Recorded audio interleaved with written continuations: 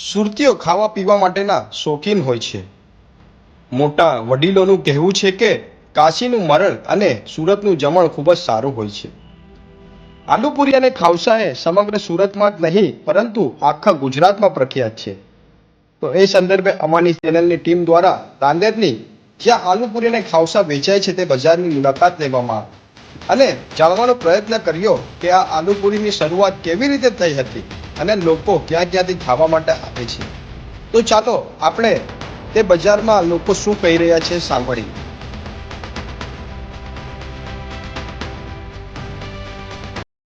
આલુપુરી અને ખાવસા એ બે વસ્તુનું નામ સાંભળતા જ આપણા મગજમાં એક જ વિસ્તાર યાદ આવે છે, જે છે રાંદેર.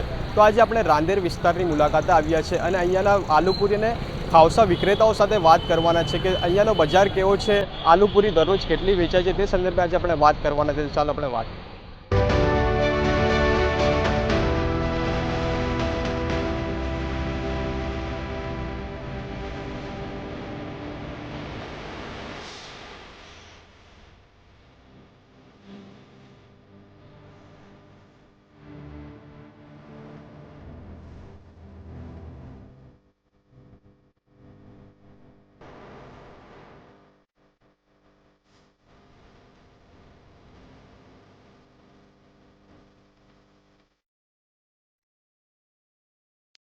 રાંદેરનું પ્રખ્યાત નાખુદા નાસ્તા સેન્ટરની આજે આપણે મુલાકાત કરવાના છે.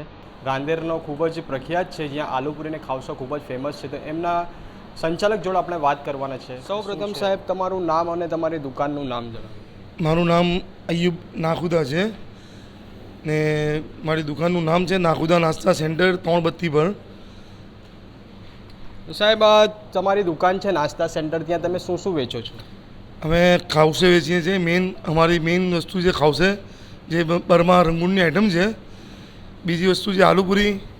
આલુપુરીની અંદર બી અમે બધી ઘણી પ્રકારની આલુપુરી બનાવીએ છીએ, ચીઝવાળી, ચિકનવાળી, અંડાવાળી. અમે નવી આલુપુરી ચાલુ કરી છે, રેમ્બો આલુપુરી.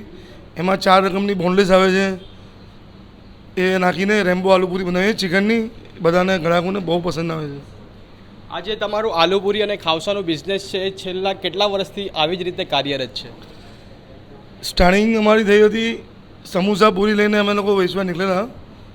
સૌથી પહેલે 14 વર્ષ પહેલાં મેં પ્લેટના અંદર સમોસા પૂરી વેચવા લઈને નીકળેલો. ધીમે ધીમે એક લારી લીધી પૈસા જમા કરીને, પછી એમાંથી અમે લોકો ખાવસે સ્ટાર્ટ કરી. એને સ્ટાર્ટ કરવાને મને 14 વર્ષ થઈ ગયા છે. 14 વર્ષથી આ જ જગ્યા પર તમે આ બિઝનેસ કરો છો? નહીં, 14 વર્ષની અંદર પહેલાં 2-3 વર્ષ તો મેં ચાલીને ખૂંચામાં વેચેલું છે બધું. પછી લારી લઈને બાજુમાં કોઈ બજારમાં જગા પર વેચવાની સ્ટાર્ટ કરી. ઉપરવાળાએ ભાડેથી દુકાન આપી, પછી ભાડેથી દુકાન નીચેની રાખી. થોડા ટાઈમ પછી વધારે પ્રોબ્લેમ આવવા પછી ઉપરની જગા ખાલી થઈ, તો પછી ઉપરની દુકાન બી રાખી. સાહેબ, આ માલ તૈયાર કરવામાં તમને કેટલો સમયગાળો લાગે છે અને માલ તૈયાર કરવા માટે કેટલા લોકોની જરૂર પડે છે? માલ તૈયાર કરવા માટે અમે 3 આદમી છે. એક આદમીનું કામ પાપડી તળવાનું છે, લસણ તળવાનું છે. એક આદમીનું કામ નારિયેળ કોપરું આવે, કોપરું ખોળચવાનું છે. માલ બનાવવાનું કામ મારા હાથમાં છે. માલ બનાવતા મને 2 કલાક થાય છે. સવારે તમારી દુકાન કેટલા વાગે શરૂ થઈ જાય છે? સવારે દુકાન 6:45-7 વાગે સ્ટાર્ટ થાય છે. તમને માલ તૈયાર કરવામાં કેટલા વાગ્યાથી પ્રિપેરેશન કરવું પડે છે? ફજરે સવારે 4 વાગ્યાથી સ્ટાર્ટ કરીએ અમે માલ બનાવવાનું. 6-6:15 વાગ્યા સુધીમાં માલ તૈયાર થઈ જાય છે. સાંજે કેટલા વાગ્યા સુધી દુકાન તમારી ચાલુ રહે છે? સાંજે 7 વાગ્યા સુધી દુકાન ચાલુ રહે, 7-7:30 સુધી. અયુબભાઈ, તમને સવાલ પૂછીશ કે આજે તમારું રાંદેર જે છે, રાંદેર સ્પેશિયલ ખાવસા અને આલુપુરી માટે ખૂબ જ પ્રખ્યાત છે. તો અહીંયા ગુજરાતમાં ફેમસ છે. તો ગુજરાતથી કયા વિસ્તારના લોકો અહીંયા તમારા ત્યાં જમવા માટે આવે છે? બહુ દૂર દૂરથી લોકો ખાવા માટે આવે છે. કતારગામ, વેડ રોડ, નવસારીથી બી આવે છે, ભરૂચથી બી આવે છે. પાર્સલ બી ભરૂચ બહુ જાય છે અહીંયાથી. નવસારી બી પાર્સલ બહુ જાય છે અહીંયાથી. લોકો નામ લઈને સ્પેશિયલ આવે છે. ઉપરવાળાની એટલી મહેરબાની છે. બોમ્બેથી બી ગ્રાહક આવે છે ખાવા માટે. અમદાવાદવાળા બી આવે છે. અમદાવાદવાળા કહે છે, બોમ્બેવાળા કહે છે કે ભાઈ બીજી શાખા તમે અમદાવાદમાં એક ખોલો, બોમ્બે ખોલો. હજુ એના માટે હું પ્રોપર રેડી તૈયાર થયો નથી. તમને પૂછીશ છેલ્લો સવાલ કે આખા દિવસમાં એપ્રોક્સી અંદાજિત તમારી કેટલી આલુપુરી વેચાઈ જાય છે અને કેટલા લીટર ખાવસા વેચાઈ જાય છે? આલુપુરી અમે લોકો 2000-2500 પૂરી વેચીએ અમે. આડા દિવસે રવિવારે 5,000 પૂરી વેચીએ ને ખાવસે આડા દિવસે અમે 500 પ્લેટ વેચીએ, 400-500 પ્લેટ ખાવસે વેચીએ. રવિવારે અમે 800-1000 પ્લેટ વેચીએ ખાવસે.